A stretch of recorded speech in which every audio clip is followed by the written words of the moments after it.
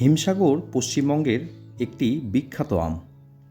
এছাড়া বাংলাদেশের মেহেরপুর, রাজশাহী ও সাতক্ষীরা জেলাতেও এই আমের চাষ হয়। এই আমের মিষ্টি সুগন্ধ ও স্বাদ পৃথিবীর অন্যান্য আমের থেকে ভিন্ন। তাই সারা পৃথিবীতে স্বাদ ও গন্ধের জন্য এই আম বাণিজ্যিকভাবে বহুল পরিমাণে চাষ করা হয়।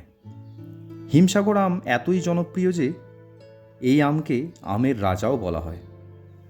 এই আমের ভিতরের রং হলুদ ও কমলা। এই আমের মধ্যে কোনো প্রকার আঁশ নেই।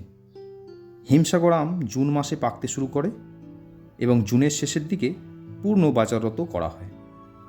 একটি স্বাভাবিক আমের ওজন 250 থেকে 350 গ্রাম হয়ে থাকে। ভারত এবং বাংলায় এই আম ছাড়া গ্রীষ্মকাল ভাবাই যায় না। চলুন বন্ধুরা, আজকের মতো এইটুকুই। দেখা হবে আবারও পরবর্তী ভিডিওতে।